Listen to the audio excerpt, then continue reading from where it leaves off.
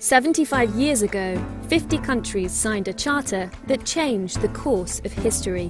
The United Nations Charter marked the start of a new world order. Its founding principle was international collaboration.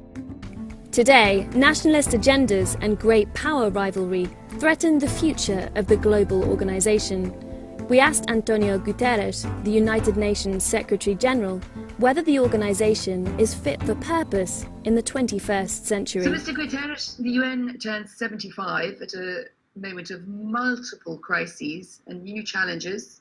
You said yourself that these are dark days. How would you define the biggest challenges? I think that we have two kinds of challenges. One is the fact we are an intergovernmental organization, and as an intergovernmental organization that has bodies like the General Assembly or the Security Council, it depends on the capacity of member states to come together, especially when we have such dramatic challenges as the COVID-19 or climate change or the impact of new technologies in our economies and our societies. And the truth is that we have now a very dysfunctional relationship, namely among the three biggest powers. And that dysfunctional relationship makes it very difficult for the Security Council to take adequate decisions in relation to the major crises we face, and it creates other difficulties in the way the organization works. The other challenges that are more related to our own activities, the secretariat of the organization, is, of course, the need to be able to make the organization more nimble, more effective, more cost-effective, and we have devoted ourselves very strongly to the reform, the internal reform of the organization. I think we made a lot of progress on that, but of course there is still a long way to go. If you take your first point that the relationship between three major powers is dysfunctional. Well, this is hardly new for the United Nations. What makes this different from, if you take the broad sweep of 75 years of the United Nations, how has this changed? The present pattern is relatively new. We had, of course, the Cold War, and the Cold War had its rules. There were two superpowers, essentially. Those two superpowers were confronting each other in many aspects, but to a certain extent, everything was predictable. Then we had a period of, I would say, American supremacy. In the 90s, I was Prime Minister of Portugal. And again, the rules were clear. Now it's much more messy. We have three more relevant powers, the United States, China, and Russia. But the relationship is very dysfunctional. It's very unpredictable. It's much more difficult to create an international environment in which the spoilers are forced to play by the rules. How much more difficult is it made by the fact that America has stepped back to some extent from the world? We already saw this under President Obama, nation building at home, but now we see this even more with Donald Trump, who is, for example, pulling America out of the World Health Organization. Can the UN function without an engaged America? I don't think the international community can live without a strong engagement of the United States in international affairs. If we want to promote a number of key values, democracy, human rights, and others, where I believe the presence of the United States, of a functional United States, would be extremely, extremely important. But you're very careful in how you treat President Donald Trump, for example. You may be critical of American policy, you never criticize him by name. Is that a deliberate strategy? I do not believe that in international politics it's good to enter into personal confrontations with whoever. That leads nowhere, and I think I have a major responsibility to preserve the United Nations and to preserve a functional relationship with all the key partners of the United Nations, including, obviously, the United States. And what about the other major powers? First of all, China. You've been criticized for not speaking up loudly enough on human rights, for example, with China. How do you handle this question of China having a very different view of human rights? The most spoken question when we talk about human rights in relation to China is, of course, the Uyghur question. I had the occasion to discuss it several times with the Chinese authorities to make it public and to clearly assert that human rights need to be fully respected there. And more than that, in situations where you have a minority, it is absolutely essential that all communities feel that their identity is respected, and at the same time that they are recognized as part of the community as a whole. And let's not forget Russia. It's asserting itself more and more and vetoing many UN Security Council resolutions. How do you handle the somewhat disruptive behavior of Russia, and how do you get towards a Security Council that can actually agree on things?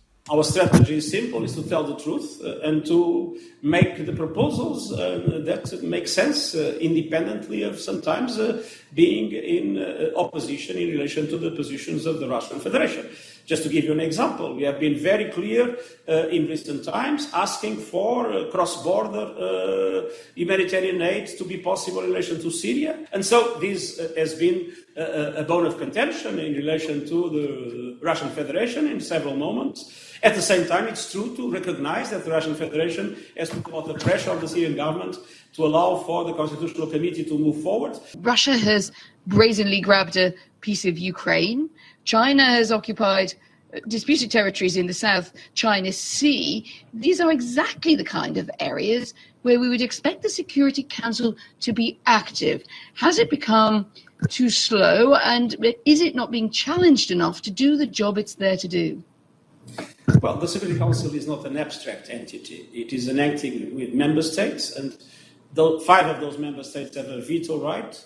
And we know that whenever there is a very serious question related to the Israeli-Palestinian question, the Americans will veto. We know that there is a serious question in relation to the Ukraine or to Syria, the Russians will veto. And we know that there is something on the South China Sea or equivalent, China will probably veto. So we know that this is the reality.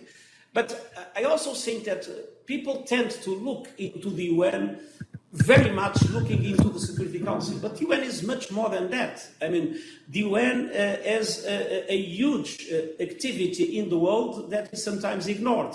We recently launched a global response package, humanitarian response package for the COVID-19 to support 110 million people in 64 countries.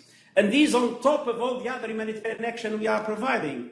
But I suppose my challenge to you might be that it is... 87 million people receives food assistance from the UN. So these are things that people sometimes forget. And I suppose I wondered whether, in your view, the UN was pivoting towards judging itself by its successes in terms of humanitarian relief, refugee crisis, and the other things that it does in that sphere, World Health Organization, etc., and less about security. We are, at the present moment, deeply engaged in Yemen, trying to bring together the parties to the conflict to reach an agreement, and we have been more far away. We have been very actively engaged, and I myself have been on the phone with the key actors of the conflict and with the regional powers and the global powers for that. Our objective is to have a global ceasefire in Yemen. We are doing the same, very actively engaged in supporting the peace process in Afghanistan.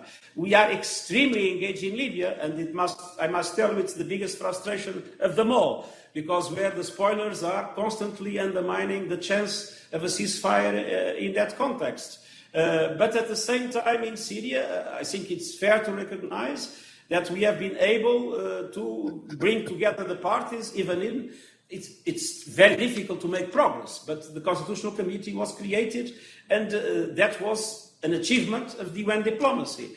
Now, the truth is, if we had a united Security Council, if we had a functional relationship among the superpowers, then, of course, things would be much more easy. Then, of course, our action could be much more successful. Could I talk about the relationship between China and Russia, which seems in some ways to have restored kind of character that harks back to the Cold War in many respects?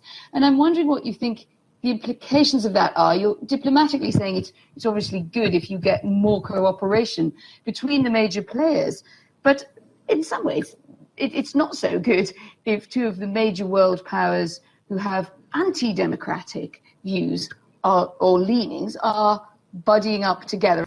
But I think it is clear that at the present moment we have seen in the Security Council a bigger alignment between Russia and China, namely in relation to the Western countries. But that doesn't mean that that will be a permanent situation in relation to the future. I think it is defined by the present circumstances to a large extent. But when we look at the challenges of the world today, there is an absolute need for countries like Russia, China, and the United States to be able to understand that they need to work together to mobilize the whole of the international community for those challenges to be faced positively, be it climate change, COVID-19, or other similar aspects.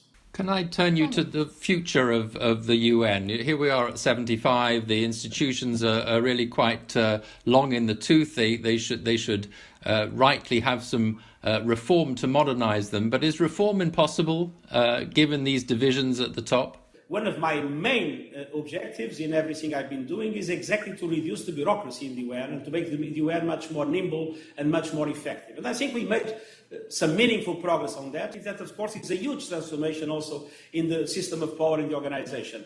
But having said so, I also think the UN needs to be humble and needs to listen. And that is the reason why, instead of using the 75th anniversary to launch, I would say, a big campaign to promote the UN, we put us exactly in a listening mode, and we launched a huge survey and a huge debate at the global level. The survey that was done in cooperation with several entities had already 222,000 answers of people coming from 193 countries, telling what they think about the future, what should be the priorities of international cooperation. Are you hearing things in this great exercise that to some extent surprise you and make you think that the UN needs to change course in some ways? What this survey is demonstrating, what the debates are demonstrating, there is a huge request of accountability of the UN, accountability of governments, accountability of institutions. And the transparency and accountability are probably the two most important demands that I feel, and that I will do my best to put in the center of our reform concerns in the UN. Again, back to the grand sweep of history. What do you see the next period of the UN heralding? We've got to 75 years. Take us forward to 100 years. There are two dimensions that I believe are absolutely crucial for the intervention of the UN in the future. One is climate change, and the other is the digital world. We have today a situation in which it is clear we live in a lawlessness in the cyberspace. We see artificial intelligence developing at a fantastic path, and we do not see effective mechanisms of governance. It's clear those mechanisms of governance cannot be the governance mechanisms of the past. The UN is better placed than any other organization today in the world to be that platform where different entities, government, civil society, businesses, science come together and try to find the mechanisms of the governance of the problems of the future. Antonio Guterres, thank you very much for joining us. It was a pleasure.